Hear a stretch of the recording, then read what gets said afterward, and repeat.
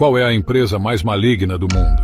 São as empresas de petróleo que esgotam os poços e envenenam nossa atmosfera. As empresas de cigarro que, mesmo depois de milhões de pessoas morrerem por fumar, elas continuam funcionando? Talvez alguma da indústria agrícola que altera nossos alimentos com agrotóxicos apenas para se manterem lucrativas? A verdade é que todas essas empresas são ruins em certo ponto. Mas uma empresa é pior do que todas juntas. O negócio mais maligno do mundo. Nestlé.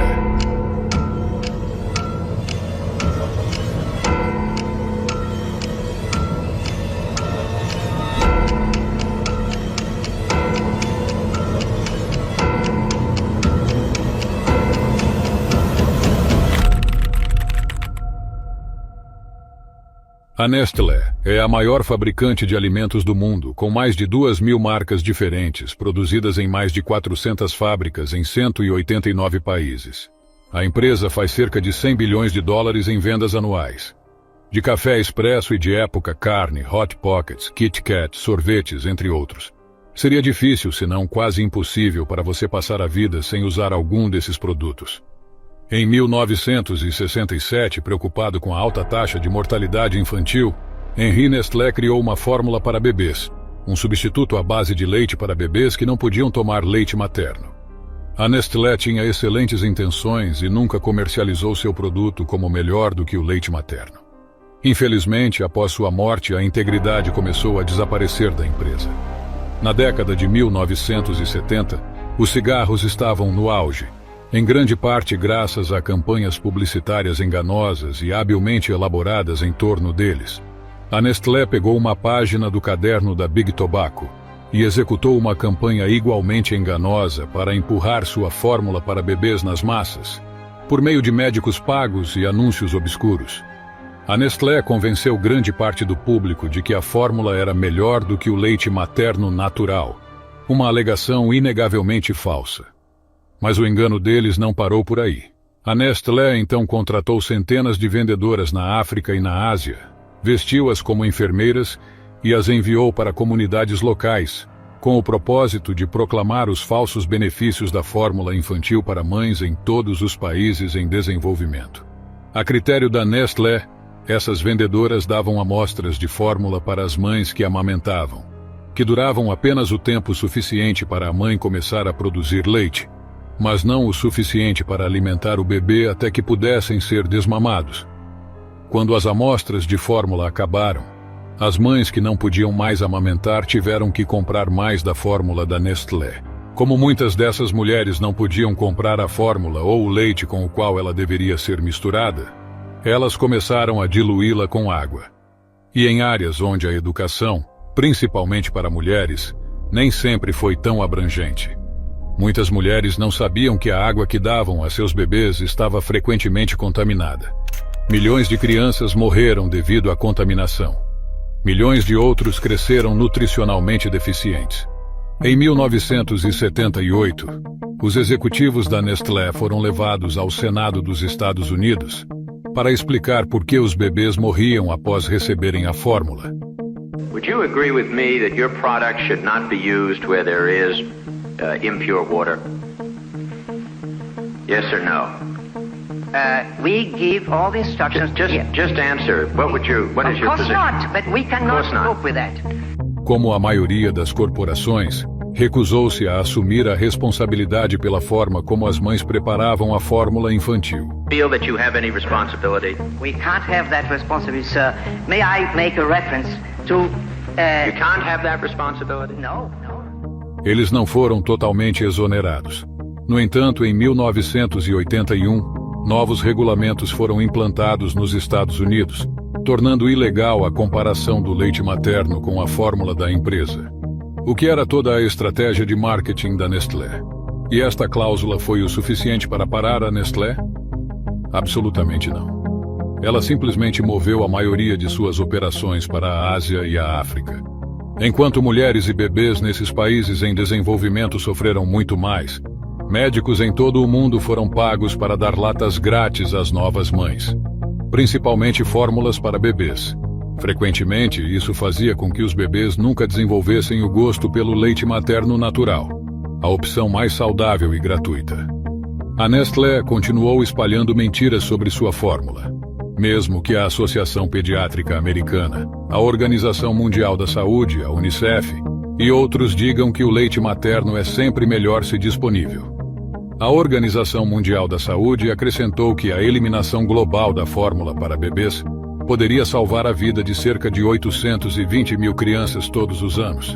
Quando você para e pensa sobre isso, mesmo por um segundo, é de partir o coração que esta empresa ainda possa comercializar agressivamente fórmulas infantis, quando sabemos o mal que isso pode causar aos bebês. É claro que há muitos motivos pelos quais um bebê não seria capaz de se alimentar com leite materno, ou que uma mãe não seria capaz de fornecê-lo. Portanto, definitivamente não estou dizendo que a fórmula deve ser totalmente eliminada, mas toda mãe tem o direito de fazer uma escolha informada para seu bebê. E a Nestlé repetidamente roubou esse direito, espalhando o que poderia ser classificado como desinformação em escala global. Como se não bastasse enganar as mães e prejudicar os bebês, a Nestlé tem uma longa lista de outros abusos dos direitos humanos nesta linha de produção. A empresa foi denunciada por comprar peixe para suas marcas de ração de animais de estimação, de empresas na Tailândia que usam trabalho escravo. Embora a Nestlé tenha se apresentado e dito que estava tomando medidas para chamar a atenção para o problema e cortar os laços com os infratores, claramente não fez a escolha certa ao decidir onde obter seus ingredientes. No entanto, o escândalo parece pouca coisa em comparação com as práticas da empresa na produção de um de seus produtos mais buscados, o chocolate. Grande parte do cacau cultivado no mundo vem da África, e para aumentar as margens de lucro, a Nestlé busca oportunidades de comprar amêndoas mais baratas por meio dessas formas. Para baixar os custos do cacau, eles têm que reduzir drasticamente o custo da mão de obra, e muitas vezes fazem isso usando mão de obra infantil. Em 2000, um relatório acusou a Nestlé de comprar cacau de sangue da Costa do Marfim. A empresa disse que é contra o trabalho infantil, mas que não pode garantir que o cacau vindo desses locais não envolve trabalho infantil. Não é exatamente a postura forte que se poderia esperar de um líder corporativo global. Em 2005, o Fundo Internacional de Direitos Trabalhistas entrou com uma ação contra a empresa em nome de 3 milhões de crianças. O processo alegou que as crianças são traficadas para a Costa do Marfim, forçadas à escravidão e espancamentos em uma plantação de origem da Nestlé. Mais uma vez, a Nestlé tentou contornar a situação, alegando que não tinha ideia de que havia trabalho infantil e abuso, apesar do processo afirmar que sim. Então eles finalmente teriam sua punição por explorar conscientemente o trabalho infantil? Não, eles saíram impunes.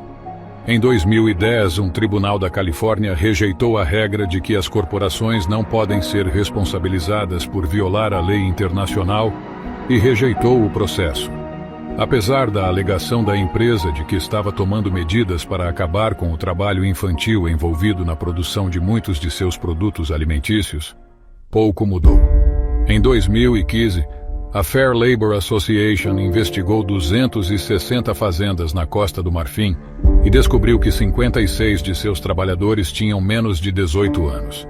27 deles tinham menos de 50 anos.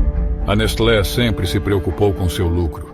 E com 3 milhões de toneladas de chocolate consumidas todos os anos, há uma enorme quantidade de lucro na mesa.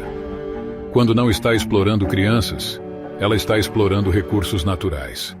A Nestlé ganhou muito engarrafando água de torneira em todo o mundo.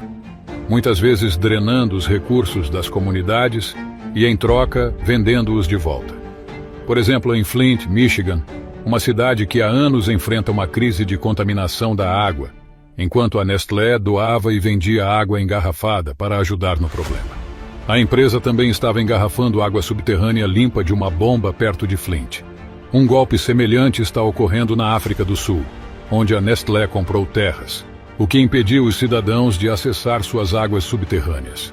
Em vez disso, a Nestlé engarrafa a água que extrai daquela terra e a vende aos cidadãos.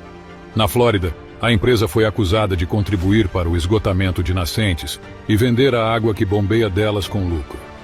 A mesma coisa acontece na Califórnia, que encontra um novo nível de exploração, já que o estado sofre de secas extremas. Há décadas a Nestlé bombeia bilhões de litros de água todos os anos das nascentes da Floresta Nacional de San Bernardino e as engarrafa, e vende por uma marca conhecida como Arrowhead. O que é mais frustrante é que essa operação de bombeamento é praticamente gratuita para a Nestlé. São apenas $500 por ano, pelos direitos de bombear a água. Aproveitando-se da burocracia lenta e muitas vezes negligente, a Nestlé essencialmente roubou água de um estado em uma seca desesperadora. Em 2013, descobriu-se que a Nestlé estava desviando água potável de cidades no Paquistão, embalando e revendendo para as mesmas pessoas que eles pegaram. O Paquistão é considerado um país com escassez de água e viu algumas de suas fontes de água esgotarem centenas de metros desde o início da produção da Nestlé. E assim como em Flint, a água restante é tóxica. Mas ao contrário da Califórnia, onde a Nestlé pelo menos paga algo pelos direitos da água, no Paquistão, ela pega a água de graça. E como ela se safa desses esquemas de roubo de água? A Nestlé procura áreas que precisam de empregos e estímulo econômico.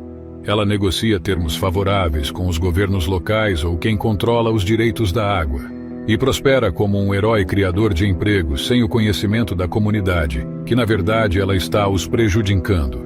Nem tudo que reluz é ouro. A Nestlé possui 27 instalações de água engarrafada somente na América do Norte, gerando $5 bilhões por ano em todo o mundo. Seu negócio de água gera cerca de $8 bilhões por ano. Tudo isso levanta uma questão bastante simples. A água não deveria ser um direito humano? Em caso afirmativo, por que empresas como a Nestlé, que retiram essa água das comunidades carentes, não são consideradas infratoras da lei? O ex-CEO da Nestlé, Peter Brubeck-Lamont, disse que a ideia de a água ser um direito humano é extrema. Und da gibt es zwei verschiedene Anschauungen. Die eine Anschauung, extrem würde ich sagen, wird von einigen von den NGOs vertreten, die darauf pochen, dass Wasser zu einem öffentlichen Recht erklärt wird.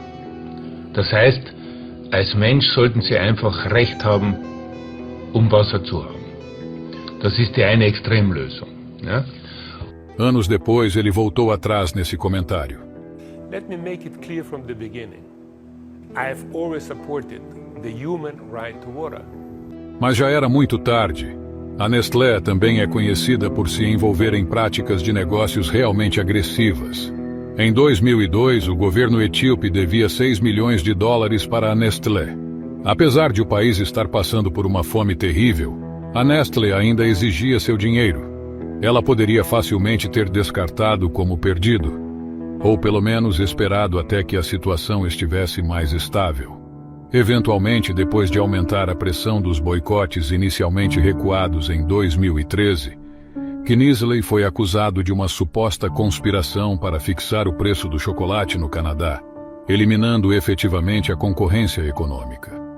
Uma das piores supostas más práticas da empresa é essa poluição plástica. A Nestlé é considerada uma das piores poluidoras de plástico do mundo, perdendo apenas para a Coca-Cola. O site da empresa diz que ela tem um compromisso de longa data com a sustentabilidade. Mas essa é uma avaliação realista de uma empresa que fabrica mais embalagens plásticas do que podemos contar? Para seu crédito, a Nestlé inaugurou o Institute of Packaging Sciences em Lausanne, na Suíça, com o objetivo de tornar todas as embalagens da empresa recicláveis ou reutilizáveis até 2025. Da mesma forma, depois de receber anos de críticas por seus produtos que levam à obesidade e diabetes tipo 2, a Nestlé está trabalhando para fazer fórmulas com açúcar reduzido, sem gordura saturada e sal. Também é prometido adicionar mais vegetais e ingredientes ricos em fibras. Mas conhecendo a Nestlé, por que deveríamos confiar em qualquer coisa que eles dizem? Pode parecer impossível evitar a empresa porque, de muitas maneiras, ela está tentando comprar marcas locais e independentes.